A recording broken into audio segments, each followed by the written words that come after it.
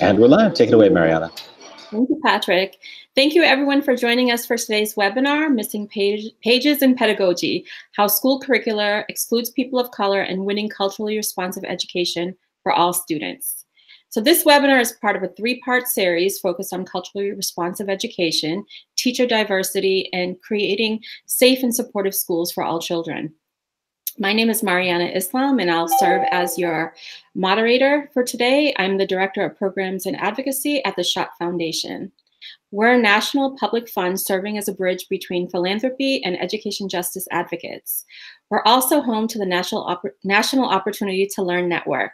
It's a growing network of education justice leaders who are fighting for equity and opportunity in public education. And I'm delighted to be joined by many of these leaders today. Our presenters include Dr. Curtis Acosta, founder of Acosta Latino Learning Partnerships and Acosta Educational Partnerships. Natasha Capers, coordinator for the New York City Coalition for Education Justice. And Natalie Zwerger, director at the Center for Strategic Solutions. Welcome, everyone. So I want to encourage our audience members to interact with each other and introduce yourselves in the chat box. I'll also be looking out for any of your questions throughout the duration of the webinar, and we'll reserve the last 15 to 20 minutes for a Q&A. And for those of you helping to raise visibility about this topic on Twitter, we encourage you to please tag our Twitter handle @SchottFound with the hashtag GrassrootsEd. So I'd like to get started with this conversation that I've been really looking forward to for quite some time now. Starting with you, Curtis. Many of us have experienced your work through the film Precious Knowledge. And if you haven't seen it, Natasha and I would encourage you to do so, because there's a tremendous story there about the transformative power of cultural knowledge. Your work has inspired so many, and I should also say graduated so many too. And so culturally responsive education has an important history. And so I want to start there. Curtis, if you could provide some meaningful context for this conversation. Yeah, well, thank you very much, Mariana. And thanks to all my fellow panelists. This is going to be an exciting webinar for us to have a great conversation. So just really humbled to be here. So although this is going to be intimidating the way I start right now by saying, I think we have to go back to 1968. Don't worry, I'm not going to go year by year. But I think 1968 is a really important place to start. If we think about the San Francisco State student strikes from the Third World Liberation Front, I think that kind of shows the current moment that we're in too, with youth empowerment, generational empowerment that we're seeing from our youth from the last 15 to 20 years, and especially this moment we're in now, the last decade. So just to give folks some context that may not know, the students in San Francisco State of the Third World Liberation Front decided to have a student strike in order to demand upon the university what we're talking about today. We talk about it as being ethnic studies, but what ethnic studies and culturally responsive education have in common is its groundings and its foundation.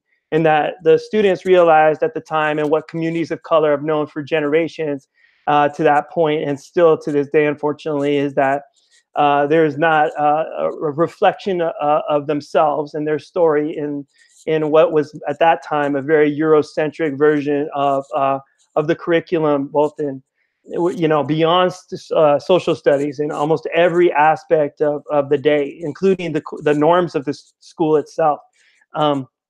And so, as I mentioned, this has been something that was known within the communities with communities of color for generations, but it took this this movement by young people to demand their university be accountable to the fact that they wanted representation. They wanted something culturally responsive. They wanted to see themselves. They wanted in the curriculum. They wanted professors of color to be their teachers. They were absent of any of those experiences, and they brought to a fresh light and a much needed light the fact that many communities of color have been going victims. Had experienced an assimilation project. It looks different for the African American experience in this country, of course, being connected to slavery, to the indigenous First Nations folks who faced genocide and land was stolen from them, their histories were stolen from them, and literally their children stolen from them through boarding schools. But it is replicated in almost every other marginalized, historically oppressed community that's come to the table. Me, being of Mexican American descent, being a Chicano, we know it deeply here in Tucson as well. And so what those young people did in 1968, it was really a call to action, and a call to action that was that through a strike and also through the times, right? So it was a action of solidarity between communities of color, which I think is really inspiring, and one of the things that I really implore all of us to remember as the roots of this struggle in education is solidarity, communities working together that have faced similar, in this case, assimilation projects, and thus working together and representing the times, with what was going on in Latin America and South America, Central America, Asia, and Africa. There really was a push towards accountability, that the educational experience reflect those times. And what came of that was the birth of ethnic studies, but at the higher educational level. And then what we saw after that was a 20-year or 25-year process of entering the academy, if you will, of higher education, but also regression. Programs that were once flourishing in the 70s were being cut in the 80s. And we see this through policy and in legal precedent as well, with Brown versus Board of Education. We see forward and then the regressing and the attacks that bring us back to inequality and inequity. So that brings us, as we fast forward to my own personal experiences, I think I was fortunate enough to be a part of one of these resurgences in the face of these regressions. In the Mexican American Studies program that I was a part of, my colleagues and I and our students here in Tucson, Arizona. And then the visibility of our program being attacked by what was later to be in federal court codified as racist animus against Mexican American students from lawmakers and really powerful political operatives in Arizona, such as our Attorney General, State Superintendent of Public Instruction. Through that struggle, and through the fact that our academic success was unparalleled, there became a national attention and resurgence towards what we see now, which is ethnic studies movement that's sweeping the nation, and culturally responsive education, which was also being theoretically introduced more directly in higher education in the 90s. I know that Natalie is going to talk a little bit about that theory, and I'm going to add a little bit to that as well. But I'm mindful of being a man in these times, especially, and not taking too much oxygen. But what we're seeing now is that resurgence has really caught fire. Specifically, I'm in Tucson, Arizona, on the West Coast. I work a lot in the West Coast, and we see ethnic studies programs blossoming and blooming all over there. And we were able to win in federal court. And so now there's legal precedent to support these programs from the attacks that we received in our program that was ultimately banned by Arizona. We had vindication, and now we have legal precedent, and also the academic outcomes that show the power and impact of these types of programs, both on a human level and at an academic level.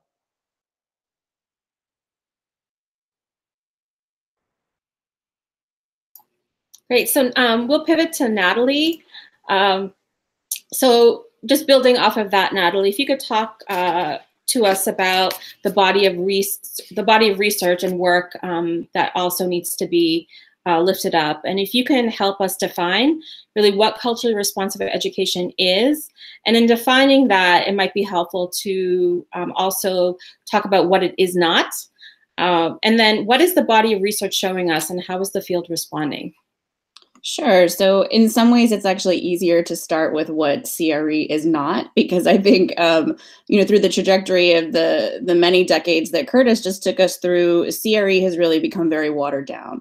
And what that means is, in doing this work around the country with teachers, I have yet to encounter anyone who believes they are not culturally responsive, right? Everyone believes that they are.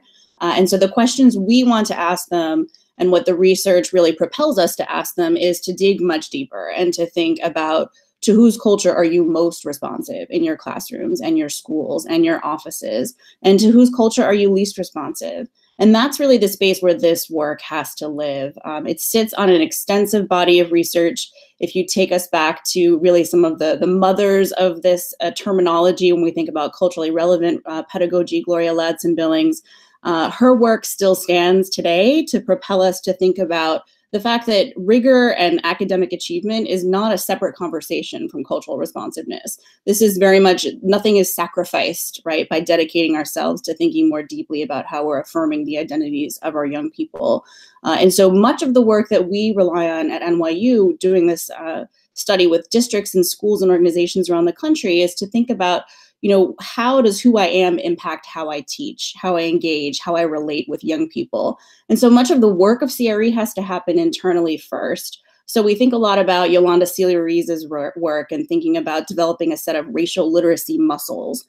She talks about doing an archaeology of the self and excavating some of those hidden biases and points of reflection for you, so that as an educator, you're really thinking consciously about how you're positioned both in historical and contemporary oppressions. And each of us sits in a number of intersectional identities. So this work has to be very explicit about race, but it can't be exclusively about race. We have to think intersectionally about race and gender, race and sexuality, socioeconomic status, religion, language, ethnicity, ability and disability, all of those different intersectional identities. And so in thinking about, what type of work currently is going on, take a look at Django Paris, pushing us to think even more beyond a relevance and a responsiveness to a culturally sustaining pedagogy. What might that look like? What is that asking us to do? So we're far beyond a place of just saying that we should get to know our students and we should understand their cultures. That's a really low bar, right? We can have classroom libraries that I've walked through that have all Black and brown faces on the covers. And yet those texts can still be reinforcing the same stereotypes and misconceptions that we say we want to disrupt and dismantle in this work. And so we're asking for more than representation. We're asking for educators who have really thought deeply about telling other people's stories. What is their role in really sort of critically empowering students to see themselves as agents of social change? And so, bringing us back to your original question and sort of what is CRE, it's a mindset that a teacher has to enact. And frankly, it won't be successful in a classroom if our school leaders and our district leaders aren't also empowered to think about what does it mean to be culturally responsive in the district office, right? What does it mean to have culturally responsive interactions with the families that we serve and the communities that we serve? And how is that layered when we have educators who teach in communities to which they don't belong? So cultural responsiveness is really going to require much of educators to think deeply about how who they are is impacting their experience with our young people, but also how are they elevating the marginalized voices of communities who aren't currently represented wide scale in our curriculums.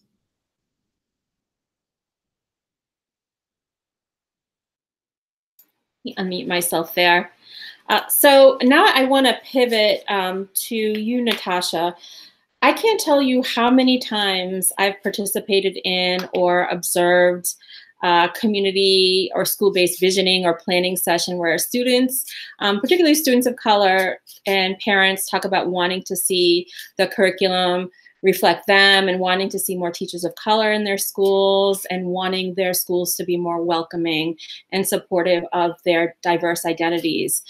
And yet oftentimes these ideas are excluded because they don't fit into an existing frame, or it's purposefully overlooked or buried beneath other priorities. And to Natalie's point, this can't be seen as something that is sort of extra and additive, but seen very much in concert to the academic goals of every district.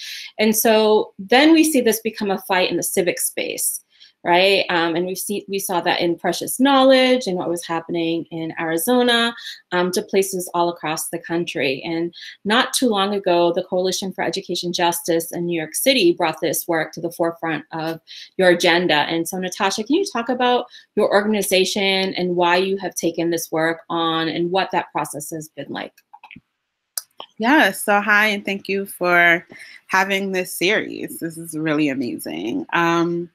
So in New York City, CJ is an organizing group. We unapologetically organize in Black, Brown, and immigrant communities across New York City, and we organize parents. And so our work has always been centered on educational outcomes for students, right? And what flows from there. So even when we have campaigns centered on parent engagement, that is also centering academic achievement. And so that students are actually having good experiences in schools. And so we had worked really hard around community schools for a number of years and started to examine what is it that we want to do next? What is the next thing for us? And we looked through our platform and we had a single bullet in our community schools platform. And one of those bullets was culturally relevant curriculum. And so at the time, we have, the presidential election is happening. The rise of Black Lives Matter is happening. And just the swath of energy around racial justice is just kind of capturing everyone's energy. And we started to think, well, what does that mean for schools? What does that mean for students? What does that mean for their everyday experiences in classrooms? And so we embarked on about a year-long process of research around what does it mean to have culturally relevant, culturally responsive, culturally sustaining schools? What is the difference between all of those things and ethnic studies? And then landed on a place where we were like, actually, there are 4 kind of buckets of work that we think can happen in New York City to bring schools into a much more culturally responsive place. And not just individual schools and individual classrooms, but as a system. Like as the entire educational system in New York City needs to be changed. And so one of those buckets were teacher and administrative staffing and training. And so that really looked at the fact that 60% of our teaching base is white, while 85% of our student base identifies as Black, Latinx, or Asian. And so with only 15% of the student population in New York City being white. And so what does that mean when most of your teachers will never look like you and your administrators will never look like you? So there was a report that came out, I think about a year or so ago, that showed that in New York City, I think nearly 700 schools, I think it was like 690 schools in New York City have 0 to 1 Asian teacher. So if you're an Asian student, what are the odds that you're going to actually have an Asian teacher as your classroom teacher, not just as the tech teacher, right? As the additive teacher. And then we also looked at the fact that there are little to no trainings for teachers around cultural responsiveness. There are little specs, right? And these specs are amazing, right? So I think of Natalie, right? In the I know the name of this, the Critically Conscious Educators Rising CCER program, right? And even some other smaller groups, but it touches a few hundred teachers where we have thousands of teachers, right? The DOE, the Department of Education staff is over 140,000 people. And so we were like, there has to be some type of mechanism where everyone in the system is being trained in culturally responsiveness and anti-biasness. The second bucket was around what is actually happening in classrooms, curriculum, projects, book lists, libraries, both classroom and school-based libraries. And are those actually reflective of the student population? Who is writing these books, right? And because a lot of books have Black and Brown children on them, but very few of them are actually written by Black and Brown people, right? That are actually telling the stories, and the voice matters. And what assignments are being taken home? What does the curriculum actually teach? What is it reinforcing? We looked at one of the Pearson curriculums for 2nd grade, and one of the readings that came with that curriculum was about migration. And so they chose to include Brigham Young moving to Utah, right, as a story of migration. Like, one, picking Brigham Young is problematic for lots of reasons. But also, when you think about the population of New York City, there are so many stories to be told that are right here that talk about this issue, right? That actually can center student and family experiences. And so we wanted to we thought that that's the second bucket in our platform. The third bucket is around school culture and climate, right? The end of metal detectors in schools, the end of arrests and summons in schools, the end of, these insane suspensions in schools. And really, how do we build environments of trust? Today, I saw a video on Instagram, and it looked like it was a young Black boy, and he an instructor or a teacher, and he was learning some boxing moves, like they were doing some shadow boxing, and he began to cry. And the teacher said, "Why are you crying? What is going on?" And he said, I don't feel confident in myself." And he said, "Why? Why don't you not feel confident?" He's like, "Because I have to keep doing it over and over again." And he walked him through this process of saying, just because you have to do something over and over again doesn't make you a failure at it. It means that you are learning a new thing. You are perfecting this new skill within yourself and your body. You're learning how to do this.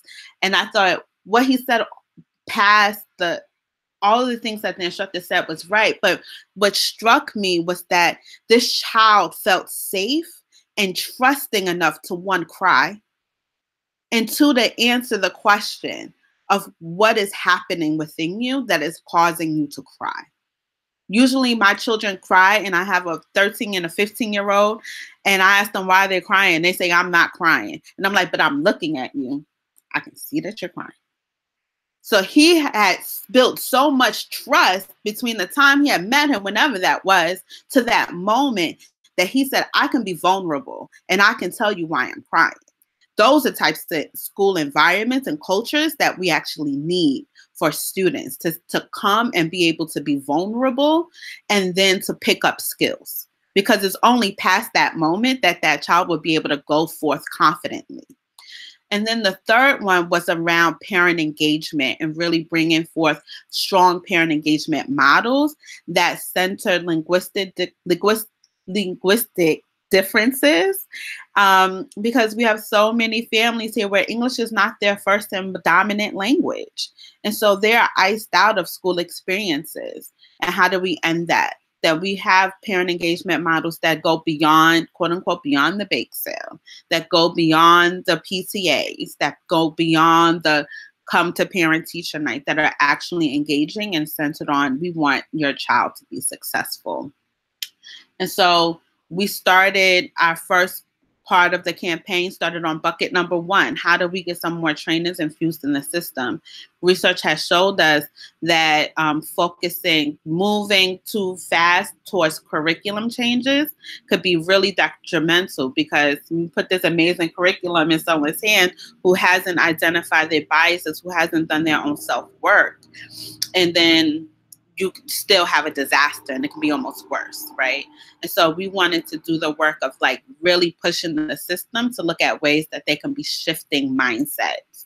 And so about a year ago now, the announcement from the Department of Education came that they will infuse $23 million into the system for that work. So every Department of Education employee will have anti-bias training. There's more opportunities for teachers and even parents to take part in some of cultural, some anti-bias work, especially through Natalie and CCER.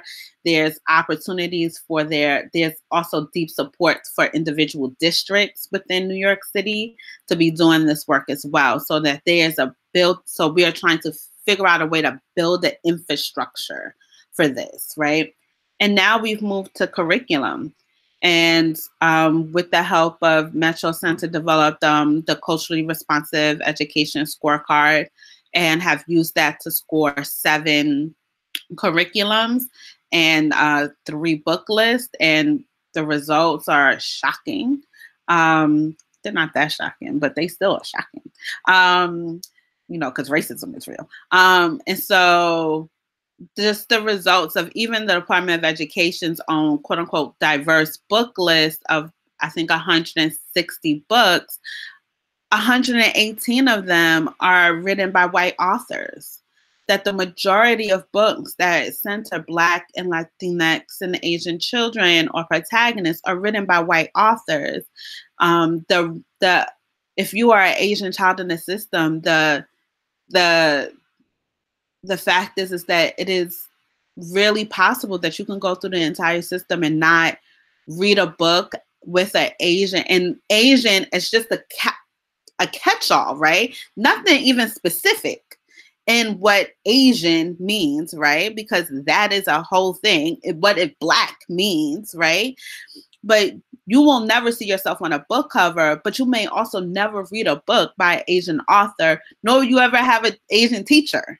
So where does that place you in the world, right? And then we also, because we did this for K-5, we also saw in children's books these authors love animals, but animals outnumbered Black, Latinx, and Asian characters.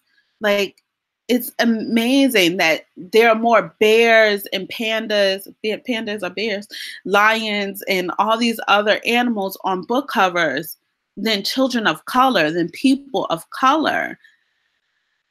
What do we actually, like, who are we prioritizing? What do we prioritize? Who do we give value? What do we give value? And who gets to be more valued? And those are the types of things that we have been pushing in this campaign. And I'll close with this. I went to see my 8th grade class yesterday to talk about this work. And they were like, what is that? Like, and I was just telling them these things. And they were like, yeah, I have never actually heard a story with a Pakistani character, and this was in Jackson Heights, which is one of the most diverse neighborhoods in the city.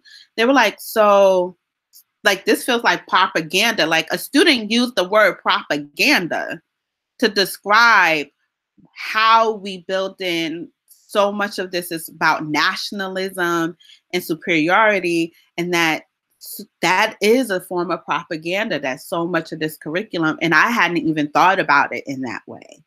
Right. And so even students are in places where they're like, this is not right, even when they don't always have the language to say why. And even when they do, then we need to grapple with ourselves. If 8th graders know that this is propaganda, then what are we doing? Thank you for that, Natasha. And, you know, shout out to CEJ for your work, especially around the chronically absent report, which actually inspired our report around missing pages in pedagogy, right?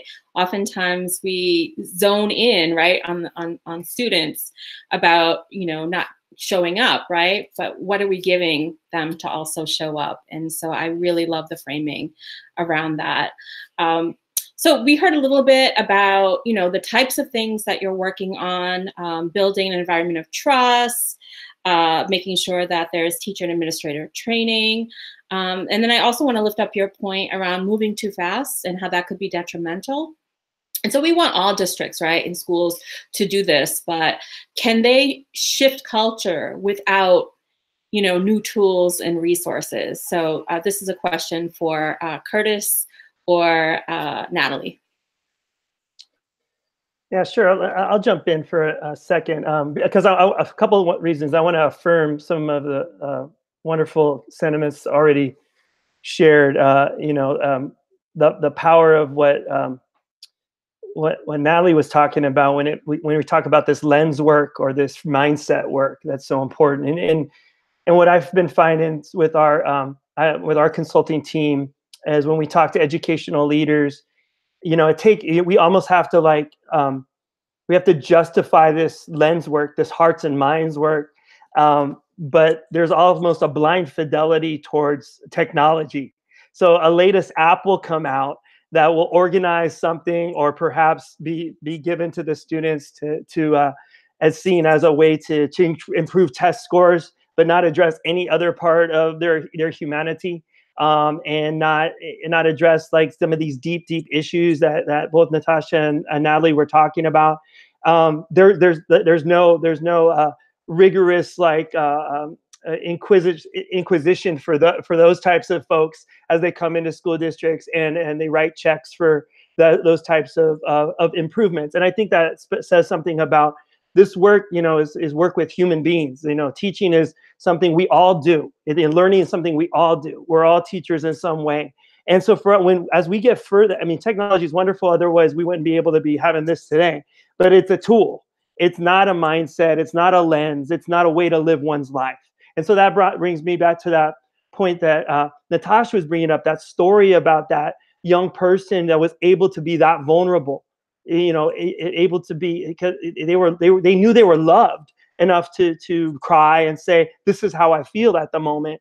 And that's, we're all frustrated. We've all been frustrated in school before. Have we ever felt safe enough and brave enough and courageous enough and loved enough in our spaces to get through it in that way, in that very humanizing way, and let alone to have a teacher and a leader right there, and a mentor, an elder, a femtor, however we want to call it, be able to guide us through that. I mean, and that's really what we're talking about. We're talking about a paradigm shift that centers humanization, right? So I really want to thank both my sisters for that and shining light on Django's work, because what we call our trainings, we have different, I think this is something that we have to intentionally think about as we start hopefully building more and more experiences for teachers to get trained, because we don't get these, especially veteran teachers haven't had these experiences in their teacher preparation programs or their professional development. So we're going to need more folks out there doing the work that my team and I are doing, and the work that it seems like that Natalie is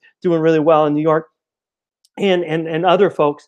But we have different tracks, right? So one is for specifically for administrators, because, and we name it, like there's a gap here that y'all, as you go through, if higher education's a tree, the folks that we're talking right now on the panel, we went on this branch. It's the same tree, but a lot of times with ed leadership, it goes this way. So they're learning a lot of important things about managing a site and all the different skill sets that administrators need, but they're maybe not learning through this lens anymore, or haven't had the experiences. So we need administration training. That's a track we have, and then we have kind of an onboarding training towards our ethnic studies folks. Like, so it needs, the idea of, and we call that CRUSH, culturally responsive, sustaining, and humanizing. And so you already heard the shout out to Gloria Ladson-Billings and Geneva Gay and some of our femtors and scholars that came before us. That work still hasn't been completed. So we didn't feel like throwing that out but as Natalie said, it's been diffused. Everyone thinks they're culturally responsive. That was brilliant. And so we wanted to hold true to Gloria Ladson-Billings, Geneva Gay, her work, their work, the folks that here in Tucson that did Funds of Knowledge. Those are my teachers in that cultural asset-based pedagogy, because we haven't gotten there yet systemically. It's not a norm. And so sustaining, obviously, is Django's work. People should check that out. And then we wanted to bring the humanizing piece, which was really our ethnic studies piece. Do you see yourself, are you also growing into a new self? Is your identity centered? So we have this trajectory that once our program was banned, we were able to get a little bit of time to reflect. So there's this silver lining. It wasn't much of a silver lining, but at least it gave us a chance to think about what we were doing in the classroom. And one of the things I conceptualize is that we were taking our students down a trajectory of identity, and then voice, agency, civic engagement, and then the will to act. And so civic engagement, obviously, that piece, the difference between that and the will to act is, you know, you're participating in this democracy, but the will to act is going beyond, right? It's being able to see that in la que tú eres mi otro yo, you are my other me, all over the world, and in whatever walk of life that you're going to do, and wanting, really having an ethic of changing the world for the folks that you see right near you that might be struggling more than yourself. Having that humility, that grounding, that's humanizing. And you can do that at the same time, as Natalie brought up, that our scholarly elders knew, through rigor, through culture, through academic, rigorous academic activity, through a cultural, an empathetic and a culturally sustaining, now we would say, lens. And that kind of humanizing pedagogy is a paradigm shift that I think we need to walk into a little bit with more vigor and more a deeper call to action, a sense of urgency than ever before. Because now we have data, whether it was our program through Nolan Cabrera's work here at the University of Arizona, that we're able to, he was able to quantify our success academically. Also, Dee and Penner out of Stanford, and the work of my colleagues in San Francisco State. There are all these wonderful quantitative and qualitative studies, and I'm a qualitative person, so I don't want to bury any of that. Those studies out there that are showing the impact at all these different levels, academically, as a human being, as people that are able to really transform their lives and their communities. And I think naming those things is really important as we keep moving forward. There is a how. There are people that know how to do it, and we need to actually increase that, both at a teaching level and as a participant level. So, like, we need more folks out there doing the work like we're doing, but we also need more folks, and my fellow panelists, but we also need people that are being exposed to this, teachers in the classroom being exposed to this work, training themselves and each other as they keep moving forward for us to get to where all our students deserve. Thank you for that. I mean, when I hear you, it just sounds like just a lot of excitement. It sounds like the right thing to do. It sounds amazing, but we know that in many communities, because of white supremacy, because of various oppressions, that it becomes extremely hard and becomes very politicized, right, in local communities.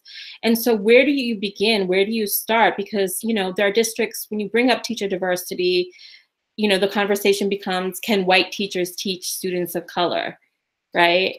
And, if we're talking about, culturally relevant curriculum, we're talking about politicizing, or the pushback is, politicizing students, right? And so where do we begin? I know CEJ has had to be very vocal on this outside of the New York City School Department to advocate for this type of work, because we know that many districts aren't going to self-correct or self-adjust without that type of pressure. Natalie, can you speak a little bit to that? Yeah, sure. I mean, the time to begin is yesterday, because right now we're talking about the education to which our young people are entitled and not receiving. And so the answer to the question, can white teachers teach kids of color? Absolutely, as long as they're conscious of the fact that when we walk into spaces as white people, we are the colonizer, right? We represent a history of colonizing, of enslavement. And if you're not prepared to own that as an educator, then you're ill prepared to serve our kids of color. I think we need to get over our well-intentioned selves, right? So many of the districts that we work with come to us asking for us to start at a place of training classroom teachers without paying any mind to the fact that much of this is a policy conversation. We have so many well-intentioned policies across this country in education that are having really disparate and harmful impacts on our kids of color, on our kids in the LGBTQ community, our students with disabilities. And so we need to push beyond being well-intentioned. It's actually the first ask we make of anyone that we partner with, is to sort of assume that you're well-intentioned and then put that to the side, because we don't need to hear about that anymore.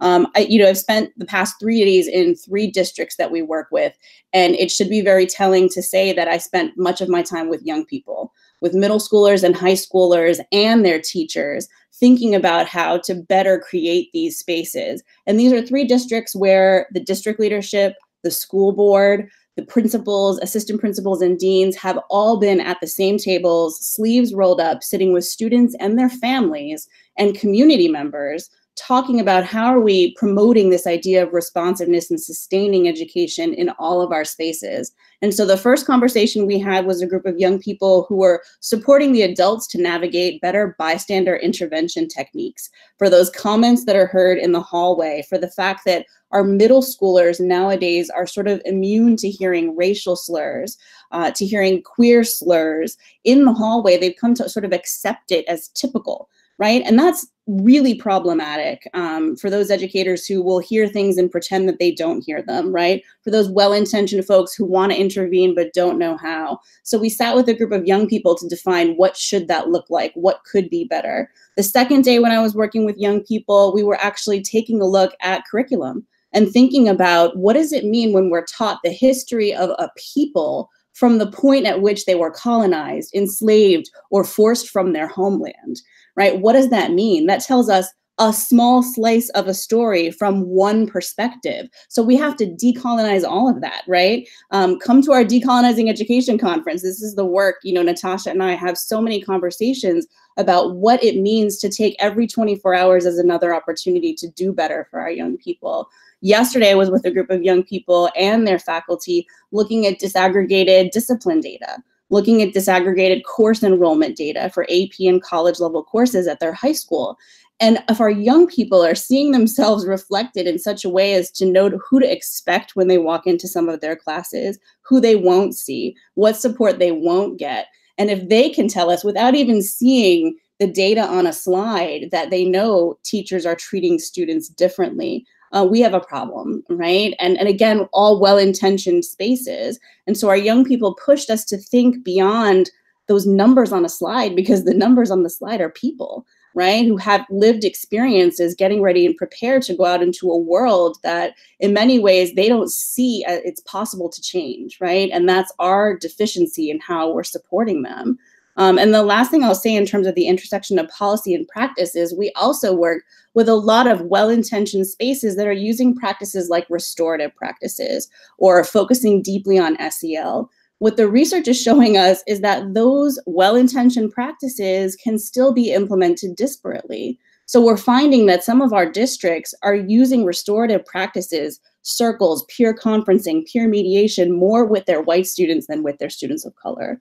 And so what does it mean when we're still seeing all of those biases enacted, as we talked about and Natasha mentioned about curriculum, enacted in these practices? And you know, restorative practices is probably a whole other webinar to think about how we're appropriating indigenous community building practices in a way to address discipline, right? Which was never the original intention, but the question becomes, are we responsive and conscious enough to think about how we're appropriating practices like that and to try to build community, but actually in many ways be breaking it down. And I think the best advice for teachers, for school leaders who are thinking about embarking on this journey is to find your community, engage with other practitioners who are doing this work. If we start with just sending 4 staff members to a training for one day and expect to see shifts, what we're really doing is promoting that mindset that I was taught, 20 years ago when I started teaching, like just close your door and do your thing and nobody will bother you. And that's not what we want, right? We want this work to be building communities across spaces that can better support our young people.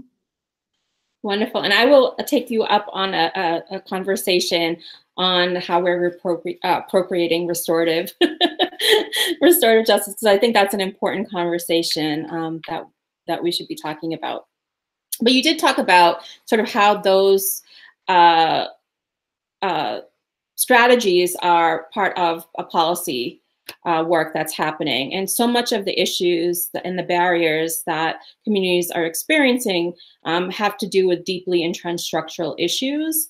And so I'm wondering, Curtis, if you can speak from the West Coast perspective of what you're seeing happening, in districts and in states that is moving in the right, moving this work in the right direction.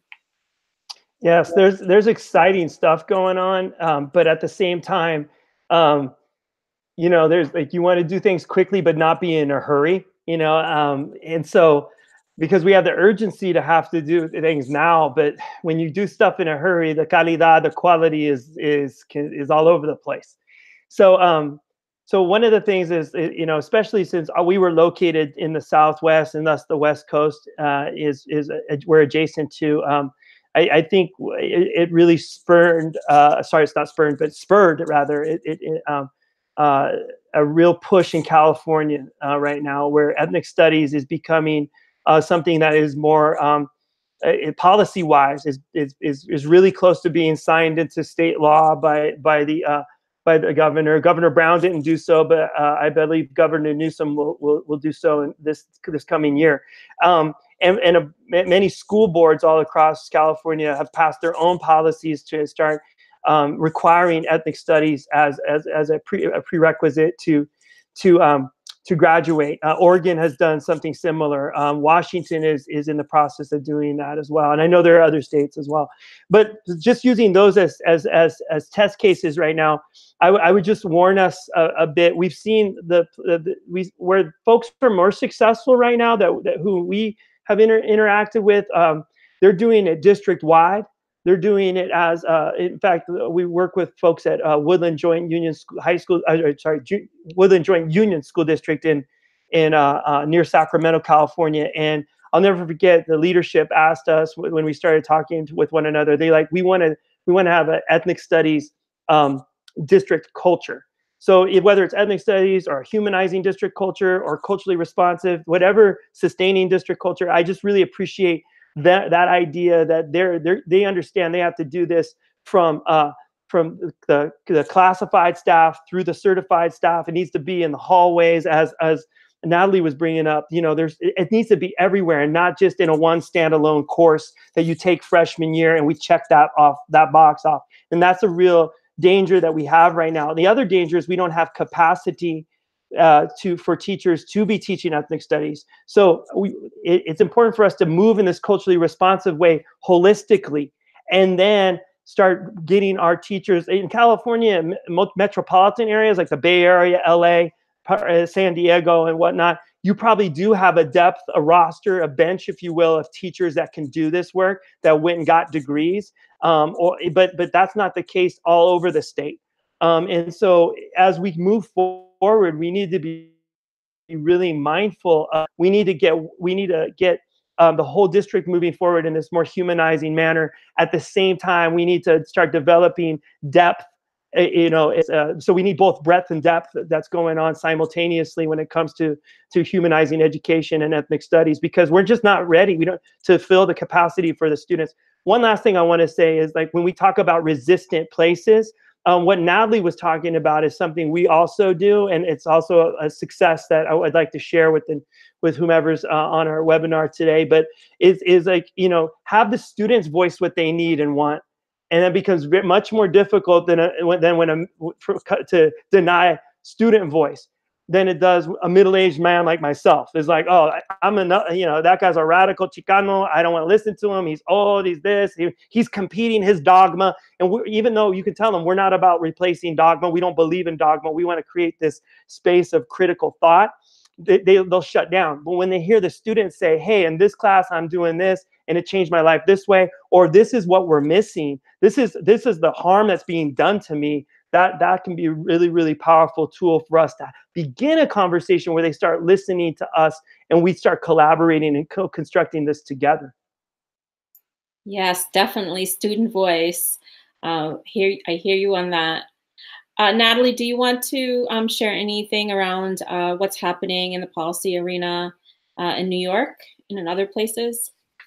Absolutely. So one of the exciting things that we're seeing happen across New York State is that we have been working with a number of folks and the New York State Department of Education to craft a framework for what does this idea of culturally responsive and sustaining education look like. And the framework, which is available online, is centered around each stakeholder's responsibility. And so it quite literally tells you what we expect of district leaders, of community members, of families, of students, of teachers, in supporting this work. And it's really a community-based approach, right? That's holding each of us accountable to creating and continuing to foster these spaces.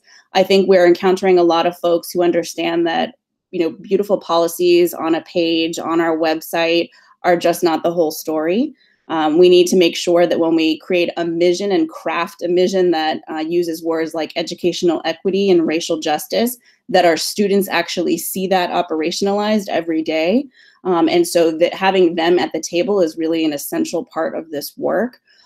Using practices that we already have, instructional rounds, right? Classroom observations. Let's take our young people with us, right? From classroom to classroom. Right now, our young people are not positioned to use a language of what our policies say or to use a pedagogical language, but they'll tell us what's responsive and engaging and what's not, right? And so I think the spaces where students and families have a voice in framing policies that they can actually then watch become enacted and ensure aren't being enacted disparately, that's where we're seeing the most success. Lots of shout outs to school districts that we're working with and have been for many years, because this is not a one-year project. It's not even a project, right? It's really thinking concretely about this as shifting all that you do. Ossining, Arlington, New York, near Poughkeepsie, Pauling. These are districts. New York City, obviously, is the largest commitment that we have in New York State right now. But it's really opening up the door and having people at the table that haven't traditionally been given that type of a voice, particularly in the policy level conversation. We write a lot of equity policies for districts, and it can't be us as outside experts coming in and writing policies. It's a collaborative effort. It's a co-creation. And I think that is what we have found to be most successful and sustainable, because we won't be able to partner with folks forever, but we want this work to live on beyond our presence there, beyond any particular really dynamic, committed leader. We want this to push back against what is actually the hardest challenge to this work, and that's the way we do things here, right? It's a history that becomes embedded, where we all just sort of become accustomed to expecting that some folks are treated differently, that some folks don't see themselves represented. And I think we're really positioned well now, particularly given the current socio-political climate, to say, no, our students deserve better. And as educators, we are going to take that on to make these spaces more student-centered and really living up to the words and the great policies that we craft. Wonderful. And I just have a quick follow-up question, and then I want to pivot to Natasha for advice to other parents and community folks who are looking to have their districts shift to be more culturally responsive. And so my question is, so who supports those spaces? Are there partnerships with funders? Is it the district, the city? How is that work progressing and supported? For the most part, at this point, we have a community-based support is what we have in most of our districts. So community organizations, city councils, school boards and communities that wield a lot of intersectional power with city government. That's where we have found this work to be most successful. We as a vendor and as a center are pretty explicit in the language we use talking about racism and white supremacy. And I think there aren't a ton of funders who are quite yet ready for us, which has been one of our challenges, because I don't think you can do this work without making people uncomfortable. In fact, we tell people up front, you should feel uncomfortable doing this work. And frankly, if you don't, you're not doing it right. So that has been what we have found, is that more of a grassroots conversation that's really, taking a look back at all the iterations of work like this that has been tried in the past. You can easily look up any school district and read Civil Rights Commission reports back to the 1970s and see that we're still having the same conversations that we were having then. And so this has been tried before. Why is it going to be different today? And if folks can join us on that journey, then we're the right partner for you. Thank you. Natasha, advice for our folks, our people. One, I just wanted to add some stuff that is moving at the New York State level. So Our partner, our statewide alliance partner, the Alliance for Quality Education, kind of took our citywide platform and put it in some statewide language, and we added some things to it. And so we are looking to get that legislation passed in New York State, which also adds a graduation requirements around ethnic studies, but also looks at this. We use the tagline, every grade, every day, just to really show that we want this embedded in everything that children do and everything that students see. And it also puts in a teacher certification requirement at the statewide level, so that teachers who want to be certified in New York State have to have taken some type of coursework around cultural responsiveness. So that way we are starting, one of our parent leaders call it like an inoculation, right? So that way we are starting at the higher education level and inoculating our young teachers and really getting them into this mindset before they even touch a classroom in New York City or across the state. And so we are really excited about that work because that would help to codify it in New York State and move it forward and have such reverberations across the state, even in New York City, because we're not allowed to set our own type of graduation requirements here.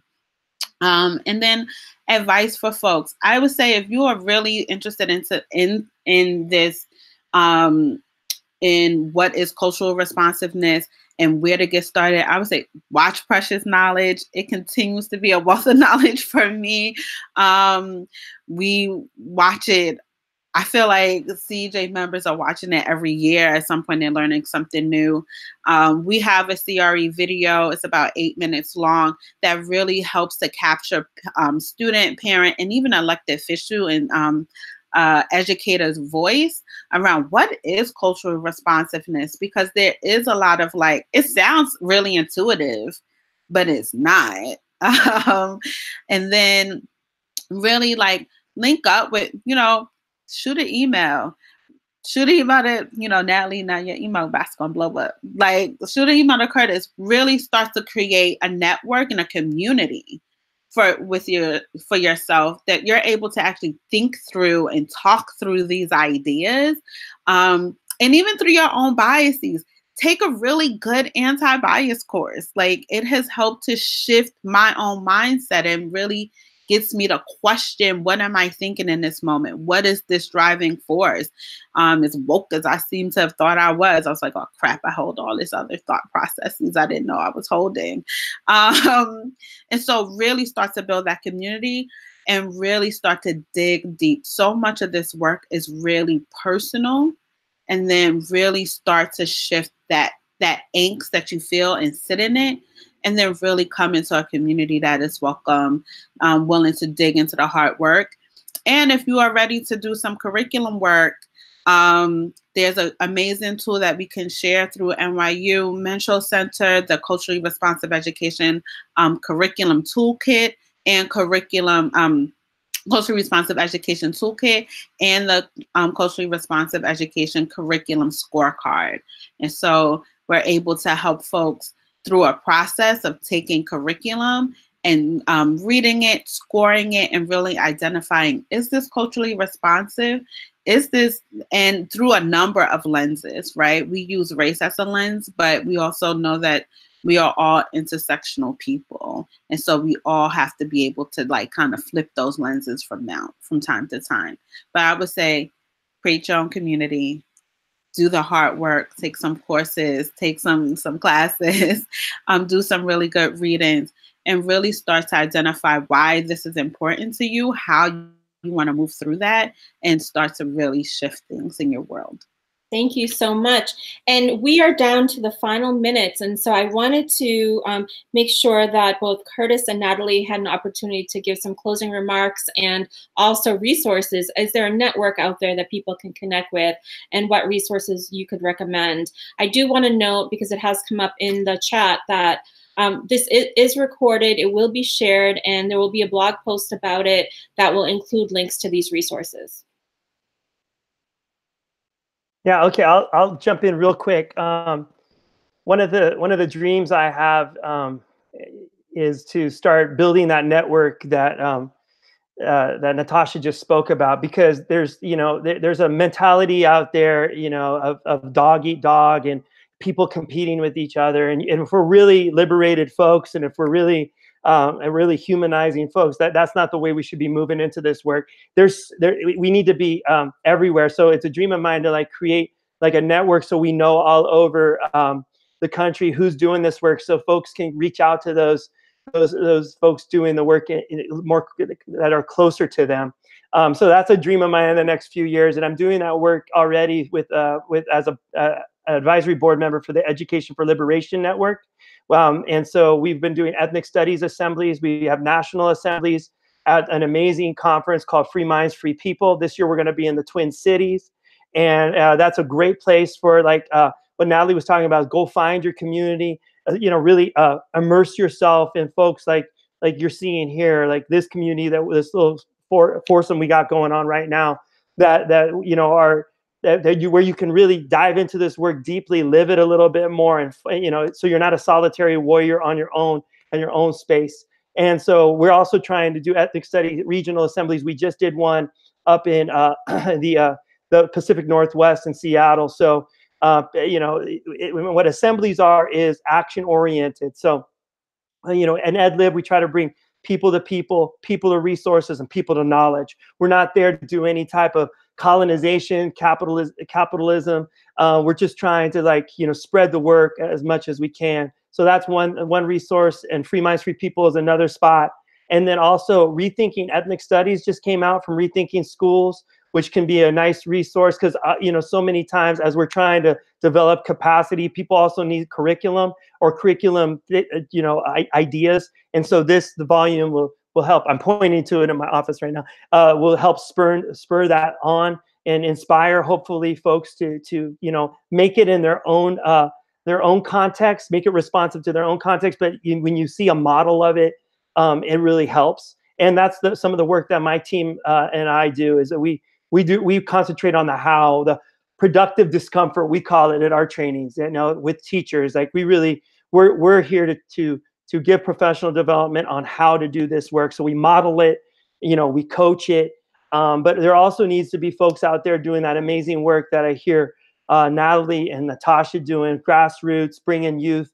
I mean, all the stuff that was just talked about, we need it at every level, you know, and it's just inspiring to know that it's happening on all these different levels. So you can reach out in those resources. As far that's what I have to recommend at the moment.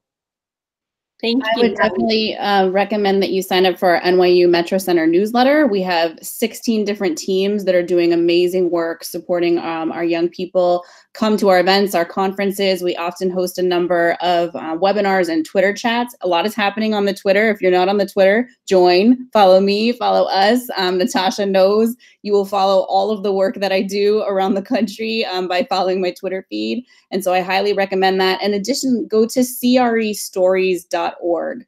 That's the webpage, crestories.org, which is a series of small videos we created.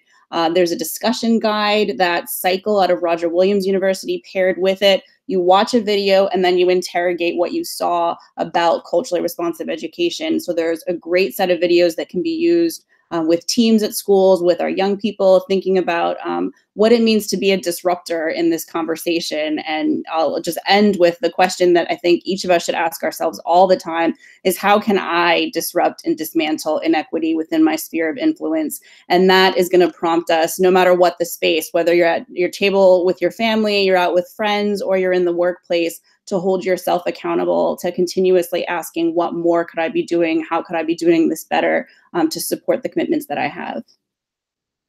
Thank you so much. And I noticed that we're a little bit over time, but you know, sometimes it bees like that.